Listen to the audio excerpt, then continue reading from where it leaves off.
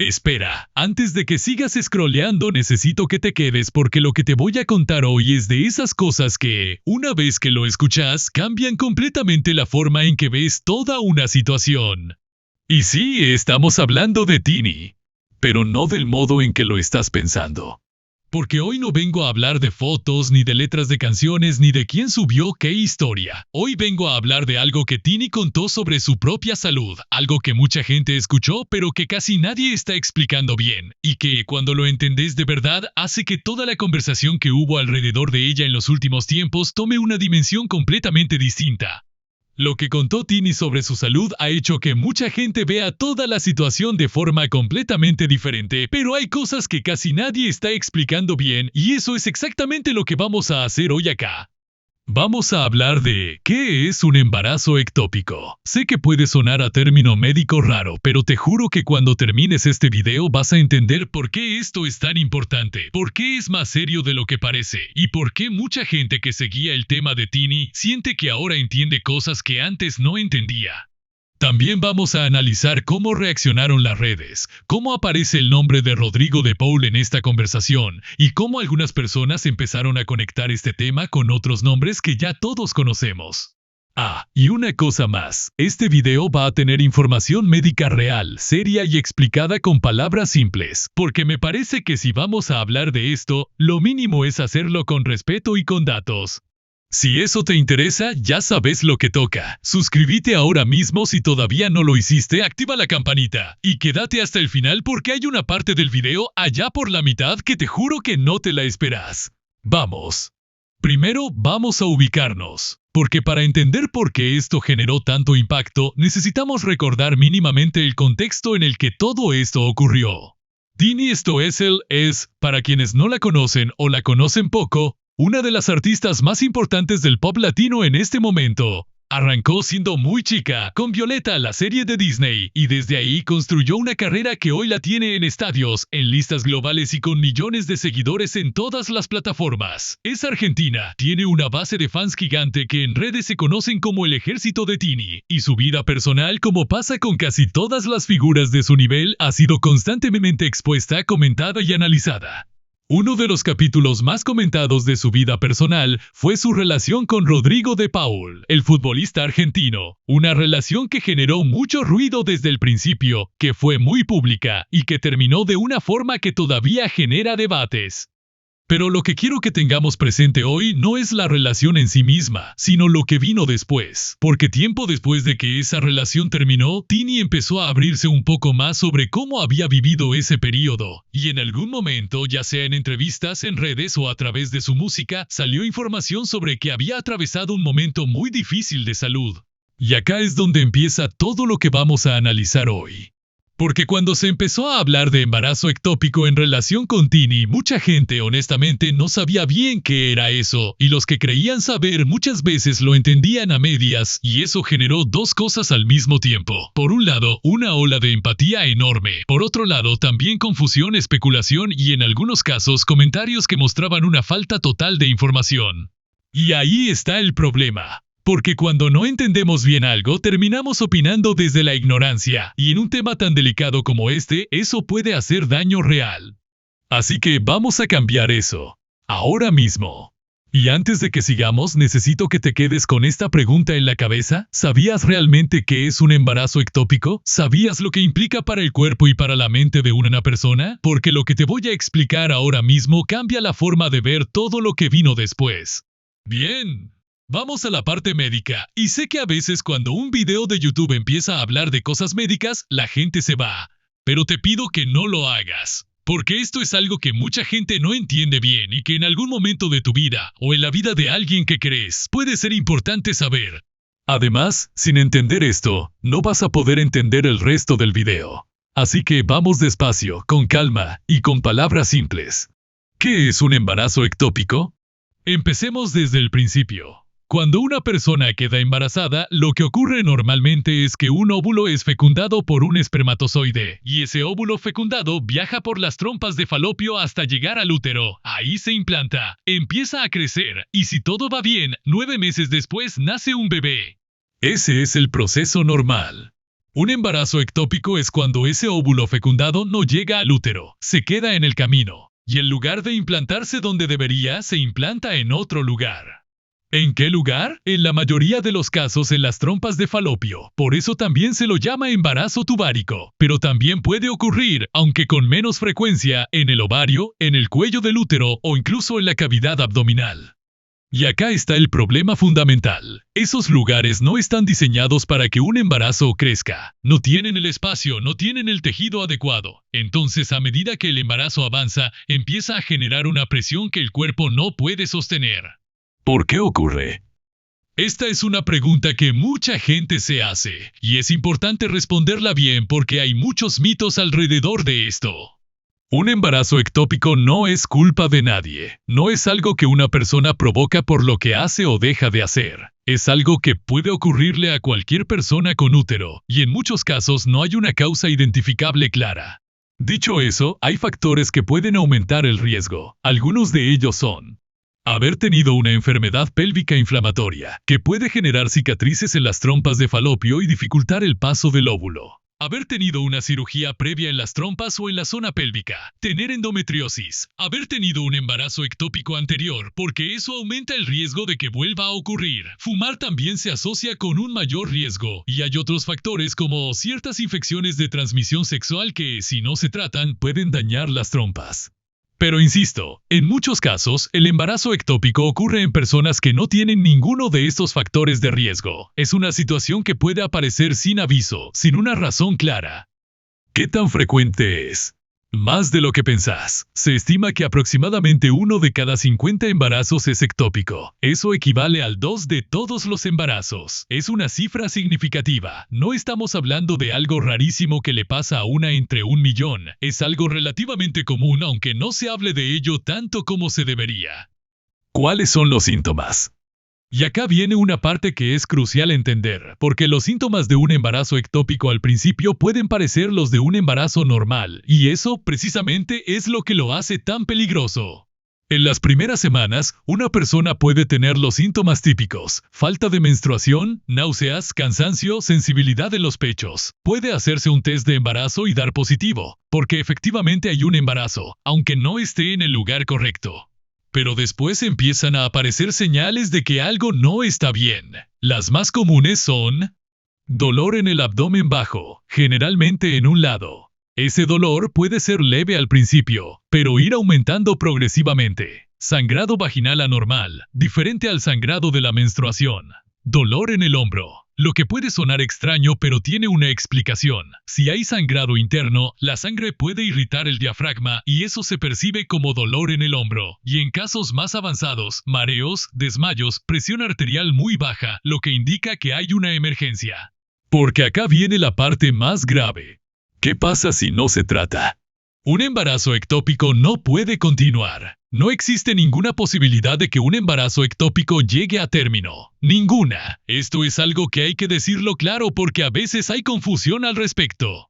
Si no se detecta y no se trata a tiempo, la trompa de falopio puede romperse. Y cuando eso ocurre, se produce una hemorragia interna que puede ser mortal en cuestión de horas. Esto es más serio de lo que parece. No estamos hablando de algo que se resuelve solo, ni de algo que con reposo se puede manejar. Un embarazo ectópico no tratado es una emergencia médica que puede costar la vida. Y por eso, cuando se habla de esto en el contexto de una figura pública, entender la gravedad real de la situación es fundamental. No es un tema menor, no es algo que se pueda minimizar. ¿Cómo se diagnostica?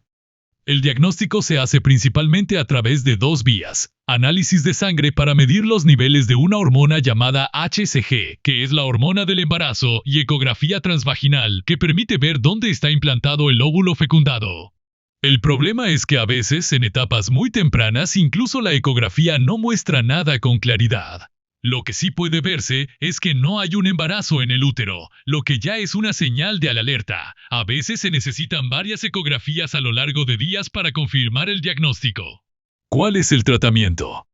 Existen básicamente 3 opciones y la que se elige depende de cuánto ha avanzado el embarazo, de si hay ruptura o riesgo de ruptura y de la situación general de la persona. La primera opción es el tratamiento con medicación. Se usa un medicamento llamado metotrexato, que detiene el crecimiento del embarazo y permite que el cuerpo lo absorba de forma natural. Esto funciona cuando el embarazo se detecta temprano y no hay riesgo inminente de ruptura. No requiere cirugía, pero sí requiere seguimiento médico cercano durante semanas. La segunda opción es la cirugía laparoscópica. Se hace a través de pequeñas incisiones en el abdomen, con una cámara y herramientas quirúrgicas pequeñas. El objetivo es extraer el embarazo ectópico. En algunos casos, se puede preservar la trompa de falopio. En otros, especialmente si hay daño importante, es necesario extirpar la trompa. La tercera opción, que se usa en emergencias, es la cirugía abierta o de urgencia, cuando ya ha habido ruptura y hay hemorragia interna activa. En ese caso no hay tiempo para nada más que operar de inmediato. Cualquiera de estos tratamientos implica un proceso de recuperación, tanto física como emocional, que no es menor. Ojo, porque acá es donde empieza el debate, porque mucha gente asume que como no era un bebé todavía, o porque fue temprano, el impacto emocional es pequeño, y eso es completamente incorrecto. Pero vamos a hablar de eso en el próximo segmento, porque se merece su espacio propio. Antes de seguir, si no sabías todo esto, dímelo en los comentarios. En serio, porque creo que este es el tipo de información que deberíamos tener todos y que sin embargo no se enseña en ningún lado. Cada comentario me ayuda a saber qué tipo de contenido les sirve y además ayuda al canal a crecer. Así que escribí ahí abajo si esto te sorprendió, si ya lo sabías o si tenés alguna pregunta. Vamos ahora a algo que creo que es igual de importante que la parte médica, y que sin embargo casi siempre se omite cuando se habla de embarazos ectópicos, y es el impacto que esto tiene en la vida de una persona. En su cuerpo, sí, pero también, y sobre todo, en su mente y en sus emociones. Porque esto cambia la forma de ver todo, y entenderlo es clave para comprender por qué cuando Tini habló de esto generó la reacción que generó. El impacto físico. Dependiendo de cómo se trató el embarazo ectópico, la recuperación física puede durar semanas o meses. Si se usó metotrexato, el cuerpo necesita tiempo para procesar la situación. Puede haber dolores abdominales durante días, sangrado, cansancio, y la persona necesita hacer análisis de sangre periódicos para asegurarse de que los niveles hormonales bajen correctamente. Durante ese tiempo no puede tomar ciertos medicamentos, necesita evitar el sol y el embarazo puede quedar descartado durante varios meses. Si hubo cirugía, la recuperación implica todo lo que implica cualquier intervención quirúrgica: dolor, tiempo de reposo, cuidados postoperatorios, y si se extirpó una trompa de falopio, hay implicaciones adicionales para la fertilidad futura. Sí, eso también hay que hablarlo. Una persona que ha tenido un embarazo ectópico tiene mayor riesgo de tener otro. Y si perdió una trompa de falopio, sus posibilidades de quedar embarazada de manera natural se reducen. No desaparecen necesariamente, pero se reducen. Y eso es algo que, dependiendo de los deseos y proyectos de vida de cada persona, puede tener un peso enorme. El impacto emocional. Y ahora viene la parte que más me interesa que entiendan, porque es la que más se subestima. Un embarazo ectópico es, ante todo, una pérdida. Es la pérdida de un embarazo. Y eso independientemente de cuánto tiempo llevaba ese embarazo, independientemente de si era planeado o no, independientemente de si la persona ya tenía hijos o no, tiene un peso emocional real y profundo. Hay personas que describen esta experiencia como un duelo por algo que empezó a existir y no pudo continuar, un duelo que a veces no se reconoce socialmente porque fue muy temprano o porque ni se notaba todavía. Y esa minimización, pero si fue tan chiquito, puede ser extremadamente dolorosa para quien lo vivió. A eso se le suma el miedo que genera saber que tu vida estuvo en riesgo, porque no todas las personas que tienen un embarazo ectópico lo saben de antemano. Muchas lo descubren cuando ya hay dolor intenso, cuando ya hay sangrado preocupante, cuando el cuerpo ya está dando señales de alarma, y la experiencia de llegar a urgencias sin saber bien qué está pasando y que te digan que tenés que operar de inmediato porque es una emergencia, es aterradora. Eso deja marca. También está el impacto en la propia imagen corporal. Hay personas que sienten que su cuerpo les falló, que no pudo hacer lo que se supone que debería poder hacer. Eso puede generar culpa, aunque racionalmente no tenga ningún sentido. El duelo muchas veces no es racional. Y está el impacto en las relaciones. Un evento de este tipo en la vida de una pareja puede unirlos enormemente, o puede someterlos a una presión que, si ya había fisuras, las hace más visibles. ¿Por qué estoy contando todo esto? Porque cuando Tini habló de algo así, no estaba hablando de una anécdota menor, no estaba hablando de una gripe, ni de una operación de apéndice, ni de algo de lo que uno se recupera en una semana y listo. Estaba hablando de una experiencia que puede cambiar profundamente a una persona, que involucra pérdida, miedo, impacto físico real y un proceso de recuperación emocional que puede llevar mucho tiempo. Y hay algo más que quiero que piensen. La mayoría de las personas que atraviesan esto lo hacen en privado, sin cámara, sin redes sociales, con el apoyo de sus círculos cercanos y tienen suerte. Imagínense lo que es atravesar algo así siendo una figura pública, con millones de personas mirando, opinando, especulando. Eso es algo sobre lo que vamos a hablar en el siguiente segmento, porque la reacción de las redes ante esto fue, como siempre, un mundo aparte. Y les adelanto. Hubo de todo, gente que lloró, gente que entendió cosas que antes no entendía, y gente que, lamentablemente, siguió cuestionando, ¿de qué lado estabas vos? Quédate porque ya llegamos. Bien, llegamos a la parte que sé que muchos estaban esperando, ¿cómo reaccionó la gente? ¿Qué dijo Internet? Porque en el mundo en el que vivimos, cuando una figura del tamaño de Tini habla de algo personal y de salud, las redes explotan, y lo que pasó acá no fue la excepción. Voy a ser honesta con ustedes, la reacción fue mixta, y esa mezcla dice mucho sobre cómo estamos como sociedad cuando se trata de hablar de salud, de dolor y de figuras públicas. El lado de la empatía. Hay gente que ahora entiende muchas cosas que antes no entendía, y eso es algo que se nota en los comentarios, en los tweets, en los videos de reacción. Hay una parte de la audiencia, una parte importante, que cuando escuchó o leyó lo que Tini había atravesado, sintió que muchas piezas encajaban de golpe. La música, las letras de sus canciones, los periodos de silencio, los momentos en que parecía más frágil en entrevistas. Toda esa información que estaba ahí, dispersa, de repente tomó una forma distinta a la luz de lo que se supo. Hubo mensajes que decían cosas como, ahora entiendo por qué tardó tanto en volver a sacar música. Esto explica muchas cosas de ese periodo, no me puedo imaginar pasar por eso y encima tener que estar frente a cámaras. Y también hubo algo muy interesante. Muchas personas que habían atravesado lo mismo o que conocían a alguien que lo había atravesado se sintieron vistas, porque uno de los efectos secundarios de que una figura pública hable abiertamente de un tema de salud que suele estar rodeado de silencio es que la gente que lo vivió en privado siente que su experiencia es reconocida. Eso tiene un valor enorme.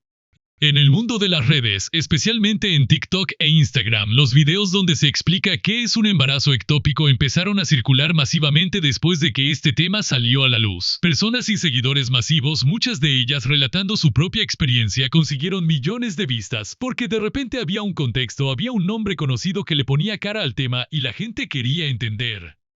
Eso es exactamente lo que debería pasar cuando alguien con plataforma habla de algo así. El lado de las dudas y los cuestionamientos. Ahora bien, también hay que decir la otra parte porque omitirla sería no ser honestos. Otros siguen cuestionando todo, y aquí es donde el análisis se pone más interesante y también más incómodo.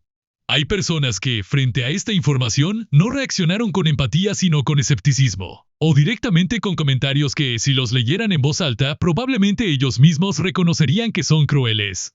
El tipo de reacción que apareció en algunos rincones de las redes fue, ¿y esto lo está usando para generar lástima? Siempre con algo nuevo, qué conveniente el timing de contar esto. Y acá quiero hacer una pausa, porque creo que esos comentarios merecen ser analizados, no ignorados. ¿De dónde viene ese escepticismo? En parte, viene de la desconfianza generalizada que existe hacia las figuras públicas cuando hablan de sus vidas privadas. Hay una sensación de que todo está calculado, de que todo es marketing personal, de que ninguna revelación es completamente auténtica. Y a veces eso puede ser cierto, a veces las celebrities sí usan ciertos temas de manera estratégica. Pero hay que tener mucho cuidado con aplicar ese razonamiento a algo tan específico y tan serio como la salud, porque si alguien tuvo un embarazo ectópico, eso no puede ser calculado. No es algo que se fabrica, es una experiencia médica real documentable que deja rastros físicos y emocionales reales.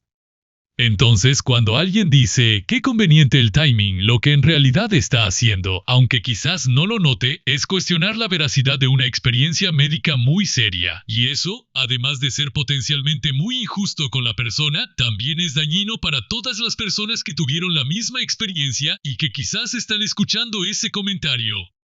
También hubo otro tipo de reacción interesante, la de las personas que tenían una imagen negativa de Tini antes de escuchar esto, y que después del tema quedaron en un estado de disonancia, porque es difícil mantener un nivel muy alto de crítica hacia alguien cuando de repente te enteras de algo que humaniza profundamente su historia. Algunas personas lo reconocieron abiertamente, otras siguieron igual. Lo que esto revela. Lo más interesante de analizar la reacción en redes no es el contenido específico de los comentarios, sino lo que revelan sobre cómo procesamos el dolor ajeno cuando ese ajeno es famoso. Hay una dificultad colectiva para separar la persona del personaje. Para decir, independientemente de lo que piense de su música, de sus relaciones o de sus decisiones públicas, esta persona atravesó algo médicamente grave y eso merece ser tratado con respeto. Esa separación no siempre se logra, y eso nos dice algo sobre la cultura del fanatismo, del antifanatismo y de cómo las redes sociales han borrado algunas fronteras que quizás deberían seguir existiendo. ¿Y ustedes? ¿Cuál fue su primera reacción cuando escucharon este tema? ¿Sintieron empatía, dudas o una mezcla de las dos? Porque eso también es válido. Pueden escribirlo en los comentarios que me interesa mucho saber. Hablando de comentarios, si llegaron hasta acá, es un buen momento para dejar un like. Les cuesta 2 segundos y a mí me ayuda un montón a que este tipo de contenido llegue a más gente. Y suscríbanse si todavía no lo hicieron, porque hay mucho más de esto por venir. Ahora vamos a la parte que sé que también están esperando. Y acá quiero ser muy cuidadosa con lo que digo, porque creo que es importante hacerlo bien. Esto ha hecho que muchos revisen la historia, y cuando digo muchos lo digo en serio. En redes, en foros, en comentarios de videos hay una cantidad significativa de personas que a partir de que salió información sobre lo que Tini atravesó con su salud empezaron a ver la historia de su relación con Rodrigo de Paul con ojos distintos. ¿Por qué? Porque hay un contexto, y ese contexto es importante. La relación de Tini y de Paul fue muy pública y muy comentada. Estuvo marcada por varios momentos de tensión pública, rumores sobre el estado de la relación, momentos en que Tini parecía estar en un lugar muy difícil emocionalmente, y un periodo que muchos describen como especialmente duro para ella. Cuando se suma a ese contexto la información sobre un embarazo ectópico, que implica todo lo que ya explicamos, el duelo físico y emocional, el impacto en la salud, la recuperación prolongada, mucha gente sintió que tenía una pieza del rompecabezas que antes no tenía. Y la pregunta que mucha gente empieza a hacerse es, ¿estaba pasando todo esto mientras la relación también estaba pasando por sus propios problemas? Ojo. Y acá es crucial ser claros, esto es una percepción pública, son interpretaciones de personas en redes, no son hechos confirmados, no tenemos acceso a los detalles privados de lo que ocurrió, cuándo ocurrió exactamente, en qué contexto, ni cómo lo vivió cada persona involucrada. Lo que sí es observable es el efecto que esto tuvo en la narrativa colectiva que la gente construyó alrededor de esta historia. Hay algo que los psicólogos llaman revisión retrospectiva. Cuando tenemos información nueva sobre algo, automáticamente la aplicamos al pasado. Empezamos a reinterpretar cosas que ocurrieron antes a la luz de lo que sabemos ahora. Y eso es lo que hizo mucha gente. Tomó los momentos difíciles que se habían visto en Tini durante ese periodo y los releyó. Las fotos donde parecía triste, las canciones que sonaban a herida profunda, los silencios prolongados. Todo eso, que antes podía tener múltiples explicaciones, ahora muchas personas lo ven de una sola manera. Y eso generó emociones fuertes. Hubo una ola de mensajes dirigidos a De Paul que, de manera más o menos directa, lo señalaban. ¿Cómo pudiste? Ojalá un día ella cuente todo. Esto explica lo que le hiciste. Son ejemplos del tipo de comentario que empezó a circular. Ahora bien, ¿eso es justo? Es una pregunta difícil. Porque de nuevo, no sabemos qué pasó exactamente. No sabemos qué papel tuvo De Paul en todo esto, si es que tuvo alguno más allá de ser el compañero de Tini en ese momento. No sabemos cómo reaccionó él, cómo la acompañó o no la acompañó, ni qué ocurrió en la privacidad de esa relación. Lo que sí podemos decir es que cuando alguien pasa por una experiencia médica grave dentro de una relación, la dinámica de esa relación se pone a prueba, y a veces resiste, y a veces no. Pero eso es algo que aplica a cualquier pareja. No hay una fórmula automática que diga, esto ocurrió, por lo tanto la otra persona actuó mal. Las situaciones humanas son mucho más complejas que eso. Lo que el público hizo fue, inevitablemente, llenar los huecos, construir una narrativa, y esa narrativa tiene a Tini como protagonista de una historia de sufrimiento y resiliencia, y a DePaul como el que estaba del otro lado cuando todo eso ocurrió. ¿Es esa la historia completa? Probablemente no, pero es la historia que las redes decidieron contar. Y ahora llegamos al punto que sabía que iba a generar más preguntas, y eso es el nombre de Emilia. Emilia Mernes, otra artista argentina, también muy popular, también con una base de fans enorme, y cuyo nombre aparece en esta conversación de una manera que es importante analizar con cuidado. ¿Cómo aparece el nombre de Emilia en todo esto? Primero, aclaremos algo. Emilia no es parte de la historia médica de Tini. Eso no está en discusión ni en debate. Lo que sí existe es una percepción pública que conecta varios nombres dentro de la misma narrativa. En la historia que las redes construyeron alrededor de DePaul, Tini y lo que ocurrió después del fin de esa relación, el nombre de Emilia aparece en los comentarios de muchas personas como parte de un contexto más amplio, no porque haya hechos concretos que la vinculen directamente con los temas médicos de Tini, sino porque en el imaginario del público todos estos nombres forman parte de una misma historia. Y eso es algo interesante de analizar. Porque lo que estamos viendo es cómo, en la cultura de redes actuales, las figuras públicas dejan de ser personas separadas y se convierten en personajes de una narrativa colectiva. Una narrativa que el público construye con los datos que tiene disponibles, con los rumores que circulan y con su propia interpretación de lo que ve. En ese relato colectivo hay personajes que encarnan distintos roles, y a veces esos roles son muy simplificados. La que sufrió, la que llegó después, el que causó el daño. Esas categorías le dan orden a una historia que en la realidad es mucho más compleja y matizada. ¿Realmente está relacionado o no? Esa es la pregunta que mucha gente se hace, y la respuesta honesta es, depende de qué entendemos por relacionado. Si la pregunta es si hay una conexión directa y probada entre Emilia Mernes y lo que Tini atravesó médicamente, la respuesta es no, no hay ninguna información de ese tipo. Si la pregunta es si en la narrativa pública, en la forma en que la gente interpreta esta historia, los nombres aparecen conectados, la respuesta es sí, absolutamente. Y ahí es donde está la tensión, porque para las personas que viven dentro de esa narrativa, que son fans, que siguen los movimientos de cada figura involucrada, la distinción entre esto es lo que pasó realmente y esto es lo que la gente cree que pasó, se vuelve borrosa, muy borrosa. Hay comentarios que dicen cosas como, Emilia sabía todo y no le importó, con razón nunca se llevaron bien, ahora entiendo por qué el fandom de Tini la tiene bronca. Todos esos comentarios están construidos sobre interpretaciones, sobre percepciones, sobre conexiones que la gente traza, no sobre hechos confirmados. Y esto es importante decirlo porque las figuras públicas son personas reales. Emilia Mernes es una persona real, Tini Stoessel es una persona real, Rodrigo DePaul es una persona real, y las narrativas que el público construye sobre ellos tienen efectos reales en sus vidas, en su salud mental, en cómo se los trata en espacios públicos. Entonces, ¿qué hacemos con eso? Creo que lo más sano es exactamente lo que estamos haciendo acá. Nombrarlo, analizarlo, entender por qué ocurre, y al mismo tiempo mantener clara la línea entre lo que es opinión o interpretación y lo que es hecho verificado. Porque se puede analizar una narrativa social sin necesariamente validarla como verdad absoluta. Y se puede sentir empatía por alguien, en este caso Tini, sin necesariamente convertir esa empatía en hostilidad hacia otras personas que quizás no tienen ninguna culpa en absoluto. Eso también es parte de este debate.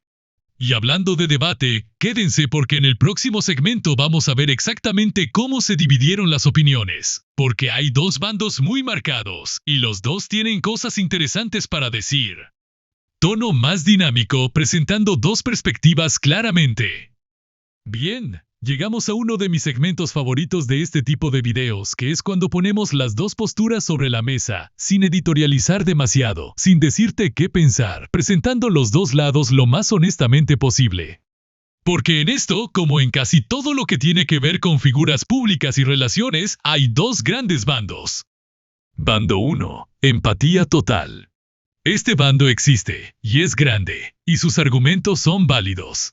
Dicen, Tini pasó por algo médicamente serio, emocionalmente devastador, y encima lo vivió bajo el ojo público. Eso merece respeto, punto.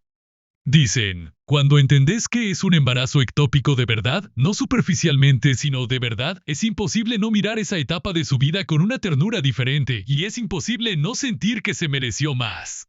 Dicen, si hay personas en su vida que sabían lo que ella estaba atravesando y de todas formas no estuvieron a la altura, eso dice algo sobre esas personas, no sobre ella. Dicen, gracias a que Tini habló, miles de personas aprendieron qué es un embarazo ectópico. Miles de personas que quizás lo vivieron en silencio sintieron que su experiencia valía la pena nombrarse. Eso tiene un valor enorme. Y dicen, la valentía de hablar de esto merece que nosotros la recibamos bien, con madurez, sin convertirlo en carnada para el chisme. Ese bando tiene mucho corazón y mucho peso. Bando 2. Las dudas y las críticas. Y luego está el otro bando, que también existe, y que, aunque sus argumentos a veces se mezclan con cosas injustas, tiene algunos puntos que merecen ser considerados. Parte de este bando dice, la información fue saliendo de manera fragmentada, en distintos momentos, y eso generó confusión sobre los tiempos y el contexto. Otro sector dice, se entiende la empatía, pero eso no necesariamente cambia nada sobre otras personas involucradas. El dolor de alguien no convierte automáticamente en villano a quien se fue. Hay quienes dicen, no todo lo que se presenta como revelación es necesariamente una revelación, y hay que ser cuidadosos con cómo consumimos esta información sin caer en el morbo. Y algunos agregan, hablar de esto públicamente, independientemente de cuán válido sea, tiene consecuencias para otras personas que también tienen derecho a su privacidad.